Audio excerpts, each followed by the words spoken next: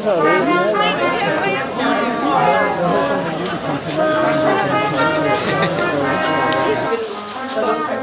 gik hun hen? Imellem kan du spørge, hvor Kajsa er, mens hun er inde.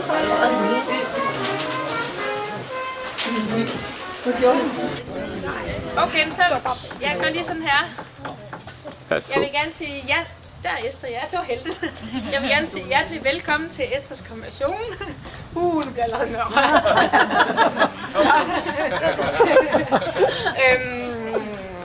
Vi er en masse mennesker her. Vi mangler lige Thomas' forældre, og det er fordi, at Jørgen han har noget med en kørestol og ting og sager, men de er på vej lige om et øjeblik. Velkomstdrinken, det er rent saftevand, næsten. Og der vil være hvidvin, og der vil være noget særligt på hvert bord, vil der være noget, der hedder sparkling tea, hedder det. Ja. Og det er faktisk også alkoholfri alternativ til vin. Det smager virkelig, virkelig godt, så det kan jeg anbefale. Det kommer også ud på ungdomsbordene, og I unge, I må meget gerne tage hvidvin, hvis I har lyst til det, men hvis I har mere lyst til bare at drikke sodavand og sparkling tea, hvis I har lyst til, så kan I også gøre det. Og så kan jeg så sige, at jeg tror lige, at jeg lige tager en lille præsentationsrunde. Og så vil jeg faktisk utrolig gerne have et gruppebillede af os alle sammen om lidt. Først et gruppebillede af os alle sammen, og så et gruppebillede kun med de unge. Men hvis vi nu lige starter, der er jo selvfølgelig Esther. Og Esther, hun har sådan 2 grupper med i dag. Hvis vi starter med Sofia. Fordi Sofia har I også mødt før, tror jeg, fordi at Esther og Sofia er gået i børnehave sammen. Og så på trods af, at de ikke er gået i skole sammen, så er de sådan nærmest vokset op sammen, ikke? Og I går til scenekunst sammen om lørdagen. Og til scenekunst har vi også Linnea, der står lige ved siden af. Det er en ny veninde, som I har mødtes inde på. I går på samme hold, er det ikke rigtigt? Jo. Og til scenekunst har vi også, måske, altså, Carla, hun går ikke til scenekunst, men hun har været på scenekunstcamp om sommeren, og der har Esther så mødt Carla. Så det er sådan ligesom den gruppe.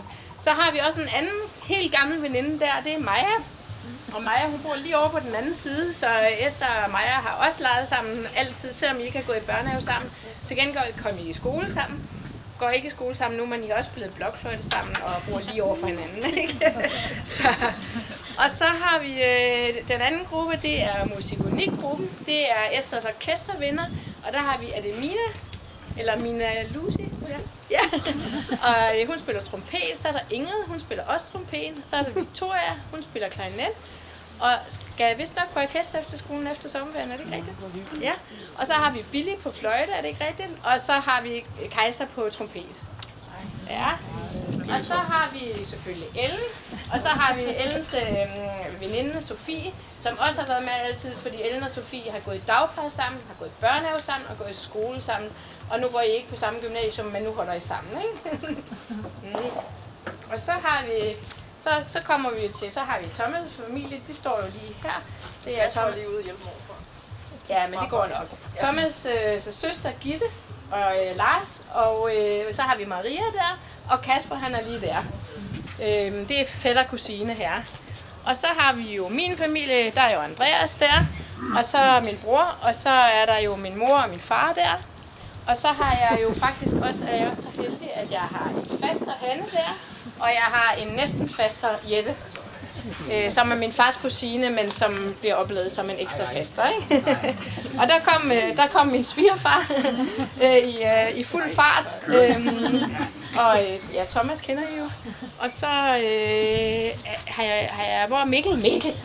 Ej, jeg glemte Mikkel. Mikkel, han er jo, og Naima er desværre blevet syg, men Mikkel er jo faktisk sammen med Andreas fader til både Ellen og Esther, og Mikkel er jo nogle af vores rigtig gode venner. Og så har vi den sidste gruppe, og det er jo også vores vennegruppe her, og det er jo Christiane og Jens. Og det er jo så, altså I har jo næsten været med hele vejen, også i vores mere kirkelige sammenhæng, eftersom at Christiane, hun har viet os. Og så har vi Lone og Lars, og Lars han var organist til vores bryllup. Og Lone var jeg på musikvidenskab sammen med, for Lone har læst musikvidenskab som bifag, og vi mødtes også i KUSO, og det gjorde vi også med Christiane. Og Jens, hvor er Jens igen? Ja, Jens kender jeg også helt tilbage, altså vi har jo kendt hinanden i 100 år. Så, ja. Og Jens og Christiane og Lone var simpelthen så søde til at tage sig godt af sådan en jyde fra Esbjerg i KUTO, da jeg startede der, fordi det er ikke altid så nemt lige at komme ind i sådan en Københavns sammenhæng. Og nu, ja, der var jo min svigermor Bente, hun står også der. Mangler der nogen? Er der nogen, der har glemt det? Ja, Agnete! Jeg glemte dig, Agnete. Har du sagt det? Nej, jeg sagde min familie. Det er min mors søster, det er min moster fra Aalborg. Okay. Og så håber jeg virkelig ikke, at jeg glemmer flere. Ja, og så vil jeg sige, at Agnete er jo faktisk vores toastmaster i dag. Og jeg tror nok, jeg har nogenlunde tjek på, hvad det skal foregå, men det er dejligt at have en til at lede slagets gang. Og så er det sådan, at når vi nu kommer ind og sætter os, så er der buffet, frokostbuffet. Og er det noget med, kunne du fortælle, hvad der var på? Ja, det gør jeg, når I sætter jer, så kommer jeg præcis. og præsenterer med. Ja, det lyder godt. Og efter det er der også noget ost. Er det det? Ja, godt. Der er også noget ost senere, så vi tager det ligesom, der kan I få ny tallerken, hvis I vil have det. Og så er der jo noget underholdning undervejs, men vi skal have nogle lækre kager herovre fra Valby. En dame, der har slået sig op på Facebook, og Thomas har afleveret 2 opskrifter til hende, som hun forhåbentlig har lavet nogle lækre kager. Så er der kontrol over ting. Og så vil jeg sige, at festen, altså jeg ved godt, at der er nogen, der skal til andre fester senere og ting og sager, men dem, der bliver hængende, der har Thomas lavet en lækker thai-suppe til, som går hjem med, hvis man har lyst til det. Så velkommen til alle sammen, og jeg håber, I vil hygge der og have en fed fest, som de sagde oppe i kirken. Perfekt. Kan alle se mig? Ja. Godt, så tager jeg lige nogle billeder her. Er I klar? Det er perfekt. Ting, når de betaler i forvejen, eller er? Nej, det går jo ikke. Så vi har faktisk den. Nå ja, det er det jo også. Meget tidligt. Jamen, så er jeg i sæt.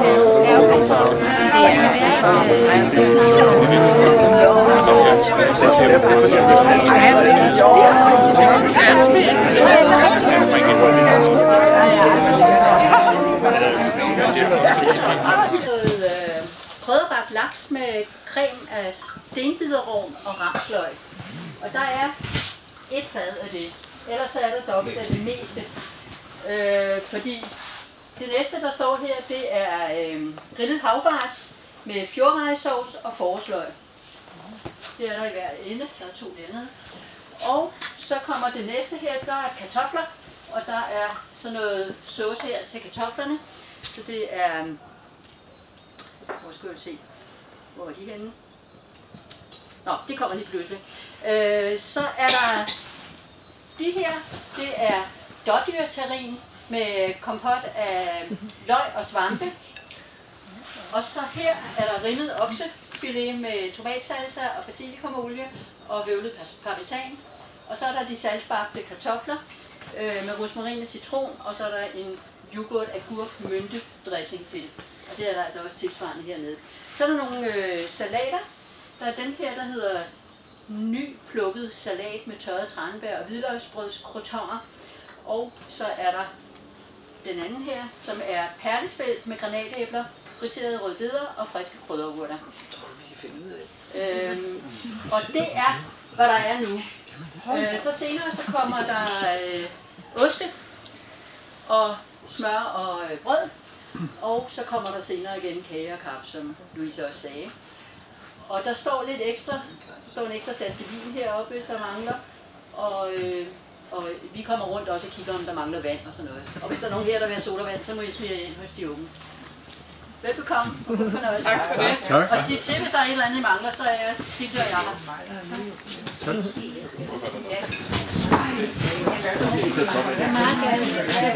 Ja, så fint. Det synes jeg, så får det fedt med. Jeg har også nogle af de her anarkister, jeg var ikke begejstret. Det var så almindeligt, men det er for giftigt på en eller anden måde. Det er sådan råt. Festforældre er bruger nogle godt. Nå ja, men det må I meget gerne. Det kunne godt være hyggeligt. Skal ikke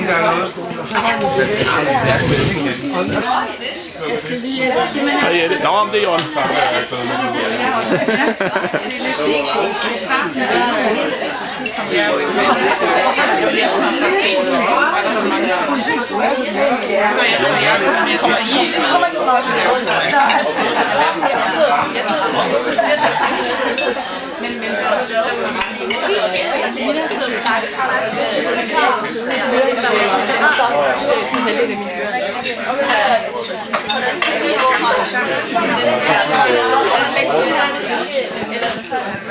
Nu tror jeg gerne, at I må gå op og få noget mad. På anden hold, så er det lidt fast for anden hold. Jeg går ikke til Hallo. De der dekorationer på bordet, det er min moster, der har lavet dem. Hvis jeg tænker over, hvor de kom fra. Her, Esther, så blev det din tur. For os er det her næsten det samme setup, som vi havde i 2021 til Elles konfirmation. Det samme telt og næsten samme vejr viste sig. Jeg skrev faktisk det her til, det er garanteret ikke det samme vejr. Det er garanteret øser ned og sådan noget, og så er det en sjov vits, men det er faktisk samme vejr som sidste år. Altså, jeg synes, det er lige så varmt i hvert fald. Vi har samme madleverandør, og så har vi kyndige medhjælpere til Lise, som er fra vores ensemble Felix, hvis ikke I ved, det er hende, vi spiller sammen med på ugentlig basis næsten, og så er det Tilde, som bor her i nabolaget også, som er dygtig til at hjælpe med. Så alt er næsten det samme, men det unge menneske i centrum, Esther, er noget helt andet end Ellen. Du er ikke en kopi af Ellen, og I er faktisk ret forskellige med forskellige interesser. Og det er ikke noget, der giver konflikter, heldigvis. Dengang i talen for Ellen fortalte jeg, at I aldrig skændes. Og det er heldigvis stadig sandt, selvom I nu begge er teenagere. Så dommedagsprofetierne om besværlige teenage-døtre er blevet gjort til skamme. Bevares. Der er der ting at påtale. Klassikeren med rod på værelset og lidt omkring skærmkigning. En vis træghed, når det er blevet sengetid. Den slags er der jo, men det er småting. Du er en noget anden natur end Ellen og har været det lige fra starten af. Mere sådan udadvendt, for nu at sige det pænt. Du var et lidt udmattende selskab det første år af dit liv. Men det har jo ændret sig. Det udadrettede, som du havde der, det har ændret sig til sådan performergen. Og det er ikke noget, du viser til hvem som helst. Men far og mor og Ellen og veninderne oplever ofte skøre Esther. Nogle her har oplevet din overgearede spjættedans og hyperamerikaniserede drama queen tale, ledsaget af perlende latter. Spøjse ting er absolut kun for inderkredsen, og I får det helt sikkert ikke at se i dag. Ja, beklager. Det tror jeg ikke, I kan tvinge Esther til.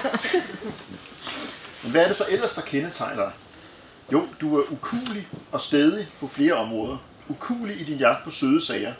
Og det har du fra mig, må jeg indrømme. Det har jeg også altid været rigtig god til. Vi kan detektere søde sager på rigtig lang afstand. Ukuelig er du også i forhold til begivenheder, der sker omkring dig i det daglige. Du lader dig sjældent gå på af småting. Du glider af på det, bliver ikke knaven eller knudet af alle de fjollerier, der kan opstå i skolen for eksempel. Der kan ske mange ting sådan et skoleliv gennem 9 klasser med alle mulige piger. Og det der ukuelige stedige, det har du haft fra du var helt lille. Du var meget stædig om at holde fast i sutten, og en tur ind til suttetræet i Frederiksberg have for at aflevere den, og veksle den til give dig en lækker bamse i stedet, viste sig forgæves allerede senere samme dag. Du var simpelthen for hård en forhandler for far og mor. Det gælder sådan set stadigvæk. En forhandling med dig, eller en service, du tilbydes, som for eksempel madlavning, og jeg synes, jeg gør mig umage, det indeholder oftest ikke mulighed for kompromis. Det skal være, som du vil. Og løsningsrummet er uhyre snævert, og det er næsten umuligt at ramme plet. Det sker dog med nogle ting, men hun elsker tunsovs. Hun elsker tunsovs, som det forstår jeg slet ikke i, for det er en ret absurd ret meget. Den kan du virkelig godt lide. Det er også min livret, så det er noget der. Og igen var du også stedig omkring det med at cykle. Du startede med at cykle, men så holdt du op.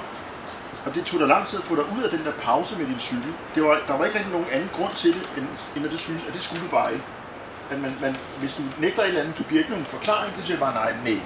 sådan, uden at være sur og sådan noget, det vil du ikke. Og du var også ukulig, lidt, da du var lidt ældre og ville stå på rulleskøjter. Det var så på den gode måde. Du ville stå rundt på vejene, og det var et langt grineflip. Jeg husker, at jeg trak dig rundt på vejene, og du grinede hver gang du faldt, og du faldt stort set hele tiden, selvom jeg holdt dig i hånden. Det gik der åbenbart ikke på. Det var bare sjovt, ikke at kunne styre skøjterne. Og så at det der med at kunne gøre grin med sig selv, og grine af dig selv, det er en god ting. For du er jo et pjattehoved, og lever på den måde fint op til forestilling man har om en lillesøster. Altså lillesøsteren, der er altid lige lidt mere ude af kontrol, lidt mere barnlig.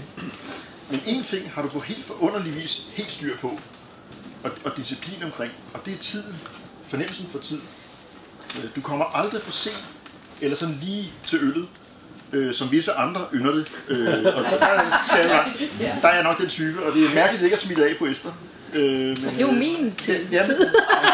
Det kommer her, jeg har noteret. Det må være mors indflydelse, det gør sig gældende. Jeg tager det på mig, jeg ved det godt.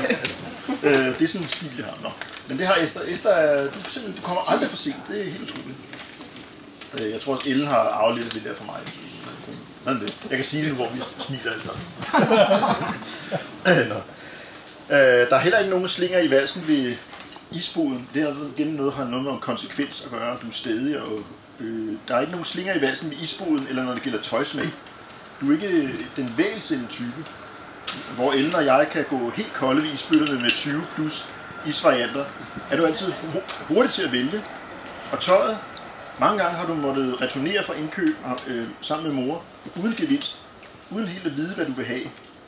Så I må til hjem med uforrettet sag. Men du ved det godt. Man kan mærke, at du ved godt, hvad du vil have. Du er bare ikke så direkte omkring det, og det er bare for besværligt at informere os andre om det. Fordi vi er tydeligvis ikke med på beatet, og kan vi så ikke kunne forstå, hvad du mener selvfølgelig. Men du er med på beatet og er god til at samle trends op. En sand pige af internettet, hvor curtain bangs, heatless curls og emo er begreber, du tager til dig og skal forklare os håbløse ældre. Og vi har så lært, nu ved jeg, hvad det betyder, men det vidste vi ikke for et par år siden. Det giver dig en masse inspiration, som pludselig viser sig for os andre, helt ud af det blå. Men der ligger stadig research bag for dit vedkommende. På et tidspunkt druknede dit værelse i hjemmelavede scrunchies og squishies, fordi det kaldte tiden på. Scrunchies, det er sådan nogle, man har i håret. Sådan nogle runde nogen, man kan stramme håret ind med. Og squishies, det er sådan nogle stress, nogle man kan sidde og trykke på. Det var meget på mode på et tidspunkt. Og Esther lavede dem selv, og det var helt vildt så meget, hvad du kunne lave der. Og så har der været perioder, hvor du har sagt sådan nogle uforståeligheder som IU og Slay og Rockstar. Og du slynger om dig med sådan nogle begreber hele tiden, og det er ret sjovt, for jeg ved ikke helt, hvad jeg går ud på, så må jeg lige slå det op. Så vi er sådan lidt koblet af med de der ting, men det har en værdi for dig, og det gør det så åbenlyst så meget sjovere for dig, at du er så langt fremme i skoen, at vi ikke kan følge med. Og hvem ved, måske kan det bruges til noget fornuftigt en dag. Lige nu er det bare mærkeligt. Det samme gælder din nysgerrighed, når der er sket ubehagelige hændelser, hvor du bare må udpensle det hele, uanset du sikkert mærker, hvilke orker at gå for meget detaljer. Du helmer ikke med at spørge. Det er ligesom din måde at bearbejde noget voldsomt på. Altså jeg tænker på sådan ulykker eller terror og den slags ting. Og du spørger bare løs, fordi du krammer ikke ind med det og går og knuger over det selv. Og det kan sikkert også bruges til noget en dag. Du kan blive en rigtig nådesløs journalist. Det seneste bølge, du har hoppet på, det er genbrugsbutikker. Måske ikke så meget, fordi du brænder for bæredygtighed eller er trykket af brug og smid væk kulturen. Men nok snarere, fordi man kan få det fede til det halve. Og det er altid spændende at bruge penge. Og du er blevet en kender i lokalområdet, så for her for nylig, så måtte selv Ellen spørge dig til råds om, hvilke butikker man skal gå til. Og det er vist første gang, Ellen har spurgt dig til råds om noget overhovedet. Selvom det nok var Ellen, der var med til at få dig interesseret i genbrugsbutikker, efter hun havde sit ophold op i Holstebro. Og så om lidt, Esther, så skal du i gang med sidste år i skolen, og det er jo lige om lidt. Og derefter går det til Malling syd for Aarhus og et års scenekunst efterskole der. Det er i hvert fald planen lige nu. Og hvor du så også tager trompeten med og får undervisning derovre på Aarhus Musikskole. Så det bliver rigtig spændende for dig, og det vil helt sikkert være med til at udvikle dig lige så meget, som det udvikler Ellen at være på efterskole. Det glæder vi os meget til på din vegne. Det bliver så spændende. Og vi glæder os til at besøge dig derovre. Så med disse ord, Ellen, Esther, vil jeg ønske dig alt det bedste for far og mor fremover. Så det synes jeg, vi skal skåle på.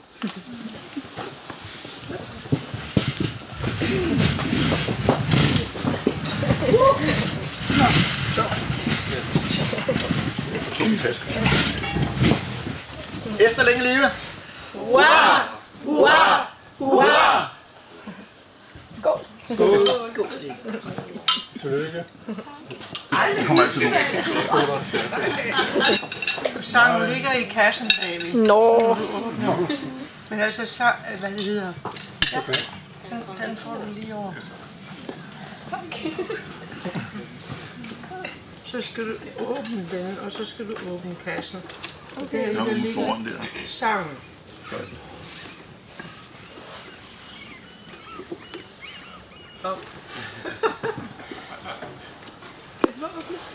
Ja. Så må du dele ud til. Nej. Nej, det er dit hår, Esther. Sker det? Så, nu skal I bare høre her. Sangen, den er låst. Så når I nu du må dele ud til dit bord her. Men I må ikke åbne den. Ingen, der må åbne den. Fordi nu får I andre også sammen. Nu må I åbne sangen. Og så skal I høre her. Så er der noget, der står med rødt. Ja. Så må I ikke synge med. Og tillykke. Esther har humor, hun hopper og danser, maler og tegner og spiller på trompet. Tøjet er fint, designet er godt. Når Esther står på scenen, går det rigtig godt.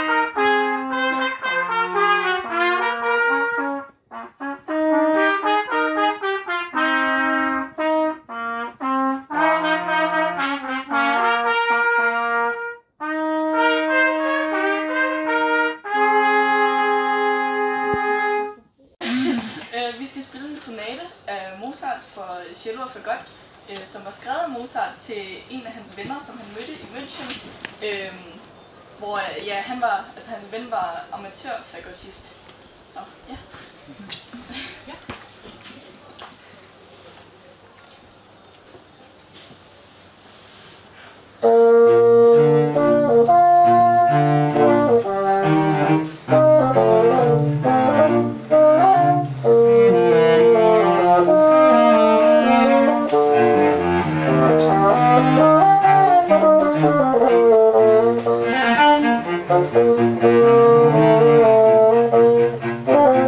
Thank you.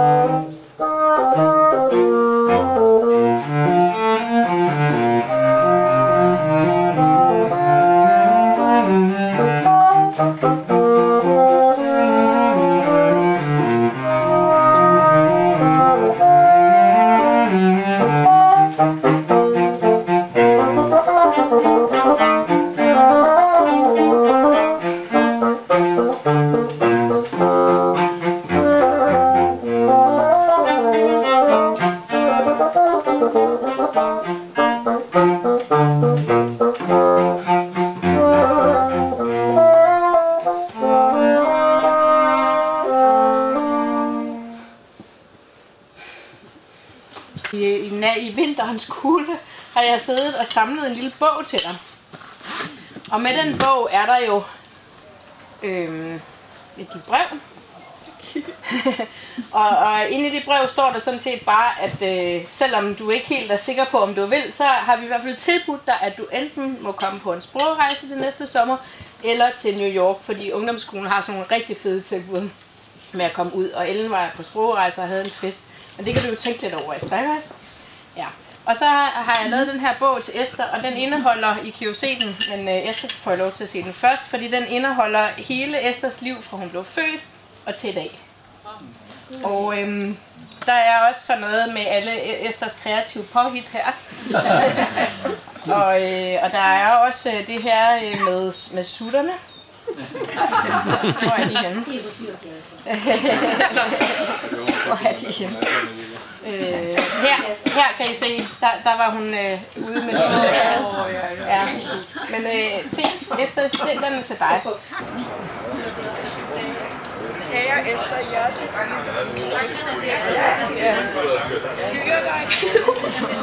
hyre dig. Nej, hvad skal man fejre? Fejre.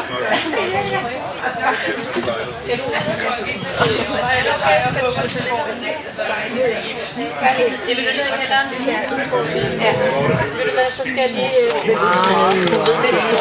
er det sød, det gættede jeg. Nej, hold op, hvor er den sød. Nej, men den sidder inde i. Ja, hvis du åbner den. Hvis du åbner, så ligger rammen inde i. Det var det her bare. Det er muligt.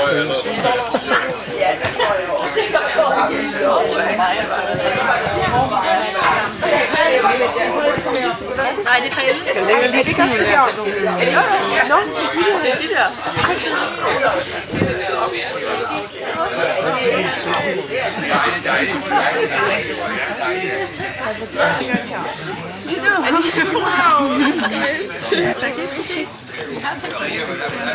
Nej, det hedder jeg faktisk overhovedet ikke.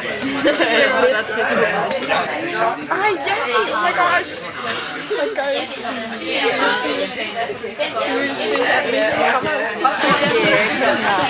Skal jeg bare vise den? Okay.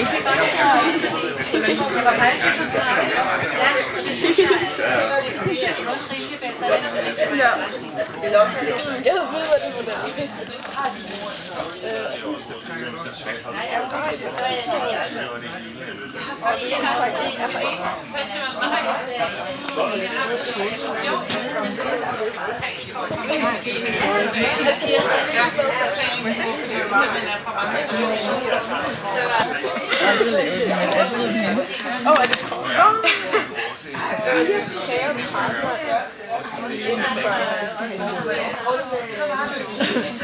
Mange tanker, at jeg må være med til at fejre dig i dag.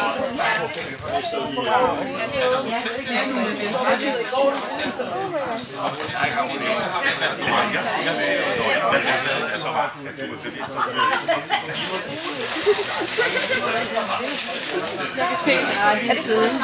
Ja, var de førpladser, de var oppe det. Ja, det kan du ikke. Ja, de er så søde. Hvem er det fra, Esther? Jeg tror, det er fra... Jeg må lige... Bagpå. Nå. Kære Esther til Nymø, jeg håber, at du kan bruge det yoga-sæt. Kan de hilse noget? Mor, far, mormor, morfar og Andreas. Okay. Det lyder underligt, Esther, ikke? Jo.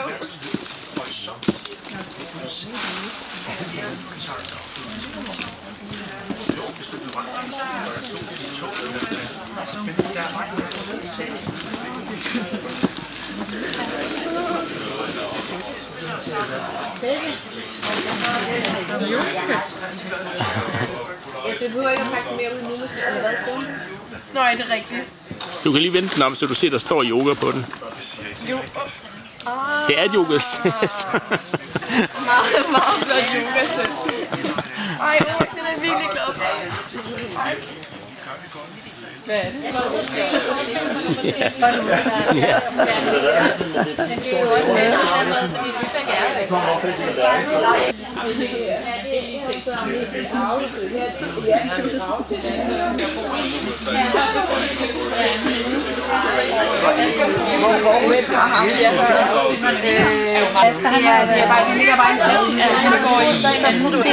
Det er fra Ellen, der hun har købt den på japansk marken.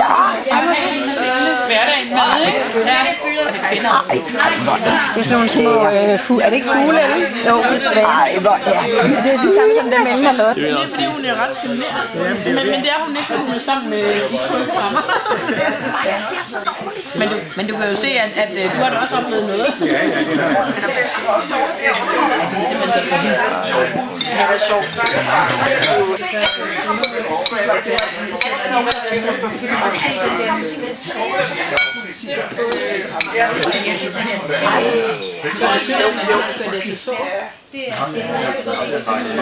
Lige se, hvor billig du er. Du er ikke med endnu. Nej, jeg kan ikke være her. Jo, du kan. Jeg lever. Man kan jo ikke se dit ansigt, Bille. Jamen, jeg kommer jo så meget. Nu står jeg på et ben, og det er godt nok. Ej, det er flot, det er flot. Ej, I er gode.